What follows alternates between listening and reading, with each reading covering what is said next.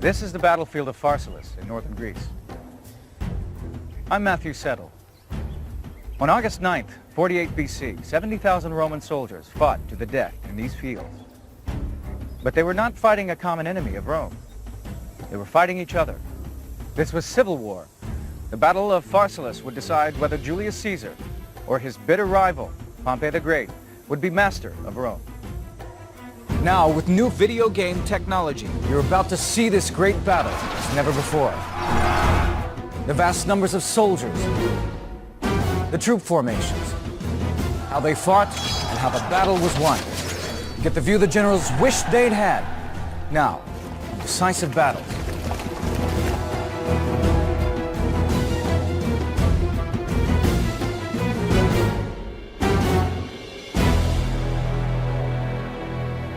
In 48 BC, Julius Caesar and Pompey the Great were the most powerful men in the Roman Empire.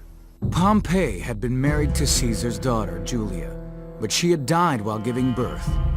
And a few years earlier, Caesar, Pompey, and the immensely rich Crassus had together ruled the entire Roman Empire. Each man had tried to strengthen his position in Rome by winning new lands for the empire. But things began to go wrong in 53 BC, when Crassus invaded the eastern kingdom of Parthia. He wanted to be seen as the new Alexander the Great, but he never returned. The Parthians destroyed him.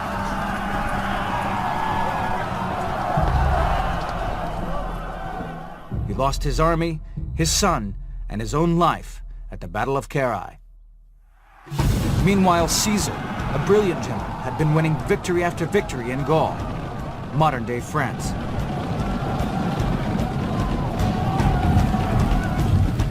He made a fortune by selling hundreds of thousands of prisoners into slavery. He had charisma. He had the ability to make himself admired by men and loved by women. And he had a burning desire to expand his military reputation. Caesar is someone you either love or hate. Caesar attracts tremendous affection from his men. He has innovative policies, such as saying that he doesn't mind what his soldiers do when they're off duty, as long as they're good in battle. Caesar became rich from the spoils of war and wanted to return and govern Rome. But Pompey was already doing just that. He had been made a consul, one of two men elected each year to govern Rome. The 57-year-old general had also had an impressive military career. He had been tremendously successful in the East, where he had added vast lands to the empire and founded cities and towns before returning to Rome as the people's hero. He had fought in Spain, he fought against Spartacus, but his most outstanding victories were in the East. He was sent off to clear the seas of piracy, and he did it in 3 months. And that was astonishing to Rome. So that he had, coming back to Rome at the end of the 60s, a reputation as Rome's greatest general. Pompey was the elder statesman, the military elder statesman of the Republic. Pompey was well aware of Caesar's ambition, but Caesar was far away in Gaul, and he didn't consider him an immediate threat. Also, Roman law forbade any general from entering Italy with his army. Pompey appeared to be holding all the cards, but he was still worried. Caesar's popularity was growing daily with tales of his extraordinary victories across Gaul. But then he declared he would rather be the first man in a village than the second man in Rome. He wanted to be elected consul, just like Pompey. He was hugely popular with the ordinary people of Rome, organizing feasts and entertainments. He spent freely. His gladiators fought in silver armor. He had it, and he flaunted it. And he was ruthless. When he was 22, Caesar was captured and held hostage by pirates. They released him when he paid a ransom, and Caesar immediately set off after the pirates. When he captured them, he crucified them and cut their throats. But he had a strong bond with his legions. He campaigned for his veterans to be given farmland when they retired, and addressed all of his soldiers as comrades. But Caesar wins not just loyalty, not just respect, but love from his men. And that, I think, is, in the end, what tips the balance between him and Pompey. Now covered in victory honors, Caesar decided to go for broke. He marched his legions down through Gaul to the Italian border marked by the river Rubicon. The boundary of Italy, beyond which you were not supposed to bring your armies because of the danger of civil strife and so on, was a small river, the Rubicon River, in northern Italy. On 11th January 49 BC, he crossed the Rubicon and entered Italy with his army. He had broken Roman law. There was no turning back. That was an act of treason. It's as simple as that. A few days later, Pompey fled Rome and prepared for civil war. Caesar marched down through Italy, defeating all who tried to stop him. His soldiers had come through the wars in Gaul and were at the peak of fighting fitness. Pompey gathered his legions at Brindisi, put them on ships, and sailed for Macedonia. The east was where he had made his name. There he could count on help and support. Caesar had no fleet, and it was more than a year later before he could follow with an army and face Pompey at Pharsalus. The stakes could not have been higher. The winner will control the whole Roman Empire. It is 49 BC, and Rome's two greatest generals, Caesar and Pompey, are fighting a civil war for control of the empire. Caesar had 22,000 legionaries against Pompey's 45,000. He was outnumbered 2-1, but his troops were battle-hardened. They were veterans who had fought in Gaul. Pompey had placed his troops on high ground overlooking the sea so that he could bring in supplies.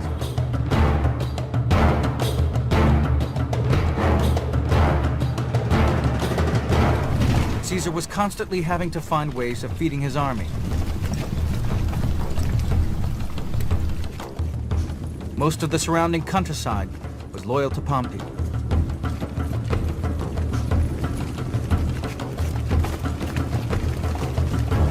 Warfare at this period was dominated by two main imperatives. First of all, don't lose in battle. And secondly, don't let your army be starved into surrender.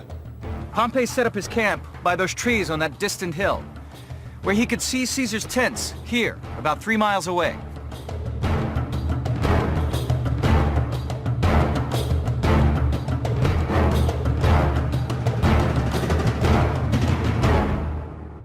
Pompey wanted to win, but he did not want to fight.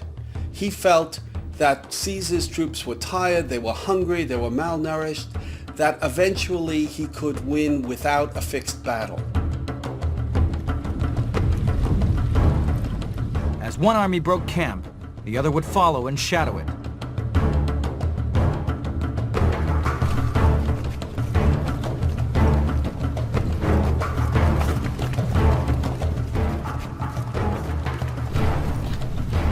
But it was now summer and Caesar could find food more easily. Pompey's advisors urged him to finish Caesar off before he grew stronger. Pompey's men, if they're being held back, will start to think, what's wrong with us? Why aren't we the equal of these people whom we outnumber? What's wrong with our general if he won't trust us to fight? So in the end, Pompey is convinced by these arguments. On 9th August in 48 BC, Pompey's troops moved down from the high ground and drew up in battle order on the flat plain at Pharsalus.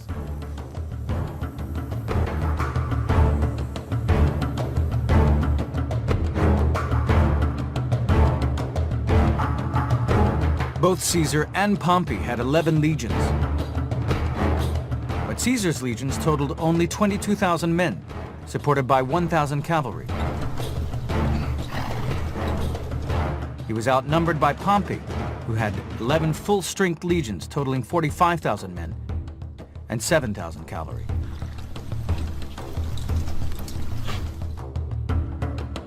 A Roman legion contained roughly 4,000 men. This was divided into 10 cohorts. The cohorts were in turn divided into 6 centuries, each containing 80 men. Each century was led by a centurion, the key soldier on the Roman battlefield. Caesar knew all of his centurions by name. The centurions in the Roman army were in a unique position. They were the backbone of the army. The centurions were trained and were picked for men who would stand their ground no matter what. Each man carried a 3/4 length curved shield with a brass boss at its center.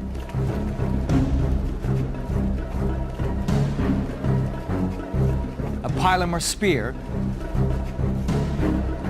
and the Roman stabbing sword, the gladius.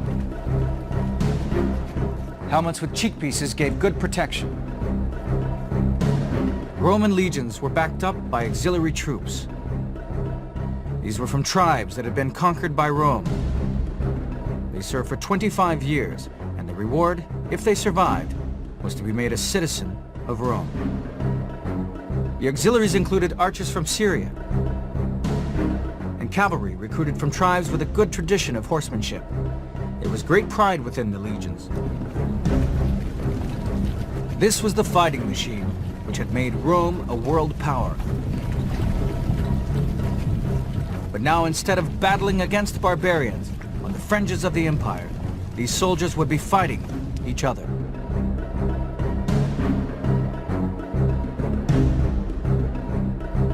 This meant that in the heat of the battle, it was difficult to identify the enemy. Everyone was dressed the same. So each side devised passwords that would enable them to identify friend from foe. Pompey's men had Hercules the Unconquered, while Caesar's side had Venus, the bringer of victory.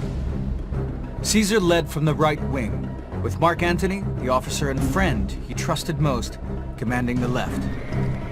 Both armies were drawn up in the traditional 3 lines, with the most experienced troops in the 3rd line. Pompey had 45,000 infantry to Caesar's 22,000. But his big advantage lay in his 7,000 cavalry, which outnumbered Caesar's 7-1.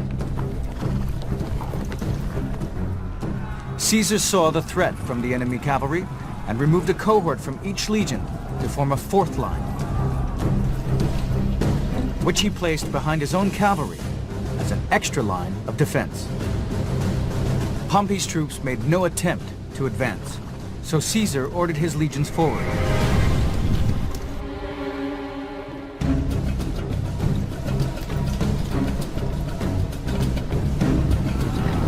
At that moment, Pompey's cavalry charged Caesar's cavalry, driving them back in disarray.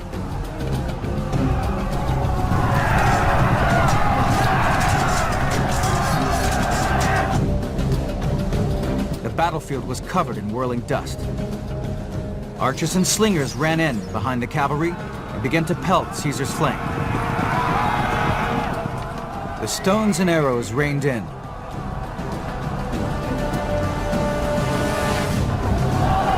Caesar had been taken by surprise. The Battle of Pharsalus was on, and the winner would rule the Roman Empire. It is 49 BC. Rome's 2 greatest generals, Caesar and Pompey, are fighting for supremacy. Caesar rallied his troops after the shock of the all-out cavalry charge. This was truly a civil war. Pompey's cavalry had been led by Caesar's old companion, Labienus. He had fought side by side with Caesar in Gaul, but had now gone over to Pompey. Labienus' disloyalty was reflected in Caesar's own history of these events. Most nights, Caesar would dictate page after page to a scribe in his tent, or on the move as he traveled with his army. In Caesar's history of the war in Gaul, Labienus is a brave and loyal commander. But in the Civil War, he is portrayed as a savage and brutal opponent. But having broken through Caesar's line, Labienus was in trouble.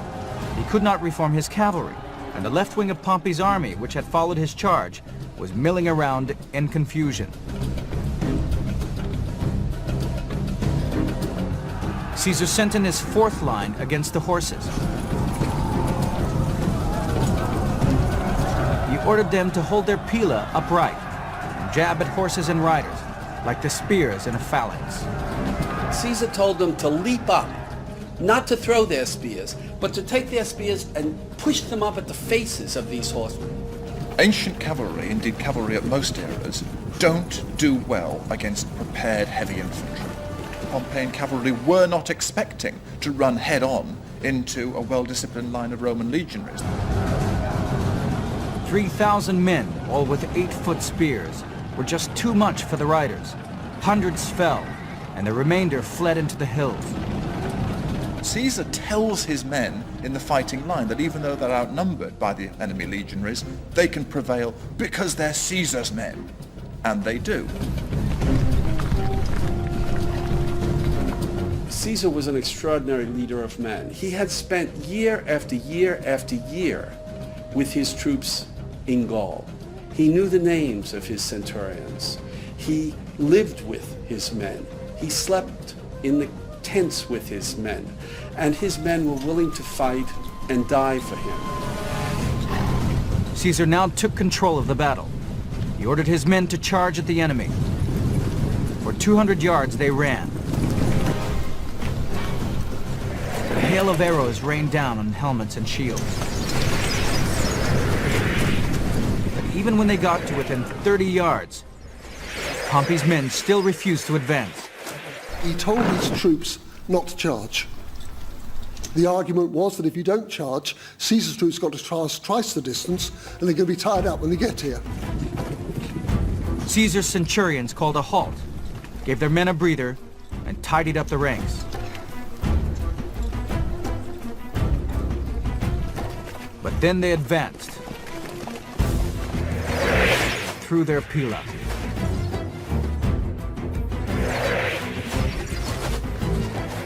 Pompey's army returned the volleys.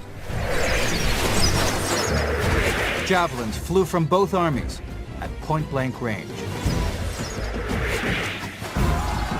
Both ranks collided, but they were evenly matched. Pompey's line held. It was a battle like no other, with opponents asking one another to get news of their fate back to their family.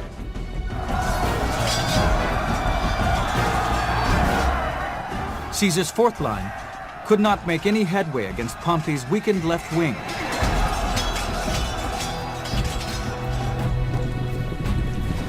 But then he ordered in his third line, which contained his most battle-hardened troops. Pompey's left wing broke completely, and standing in the center of his army, he saw his remaining legionaries turn and run.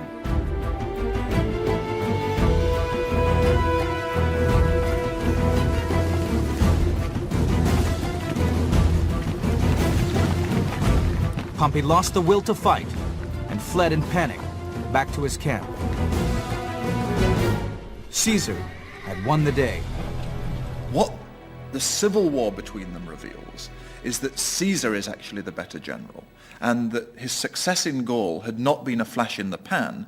It was an instance of someone who has a tremendously flexible grasp of generalship and can inspire his men even more than Pompey did. In his own written accounts, Caesar claimed he killed 15,000 of Pompey's men, lost only 200 dead, and captured 9 of the coveted eagles. But this was, after all, history written by the winner. The Greek historian, Plutarch, calculated Pompey's casualties at 6,000. Pompey is described in most of the historical sources as being totally shattered by this and crazed almost by this defeat. He withdraws to his tent. He leaves his soldiers on the battlefield. He flees. Pompey and his wife fled to the coast of Greece and sailed to Egypt. Caesar pursued, but the two rivals would never meet again. One of Pompey's own centurions murdered him as he stepped ashore near Alexandria. Caesar arrived 3 days later and was given Pompey's head in a sack, but he refused to look at it and ordered that Pompey be buried with full honors. He wanted to heal the wounds of civil war and showed mercy to many of Pompey's lieutenants, including Marcus Brutus, whose mother had been Caesar's lover. Caesar wanted them to join him, and he sends tribunes in to tell the blokes, you know, you're Romans, we're Romans. Caesar would stay for a while in Egypt and had a child by the young queen, Cleopatra. The civil war was over. He now had supreme power in Rome. His victory marked the end of the old Roman Republic. After returning to Rome, he became dictator. He even had a month of the year named after him, Julius, July. From now on, the men who ruled Rome would be emperors with absolute power, claiming divine authority from the gods. 4 years later, in 44 BC, Caesar was stabbed to death by conspirators who feared he had amassed too much power. One of them was Marcus Brutus, whose life he had spared in Pharsalus. Bleeding from many wounds, Caesar fell dead at the feet of a statue, the statue of his greatest rival, Pompey the Great.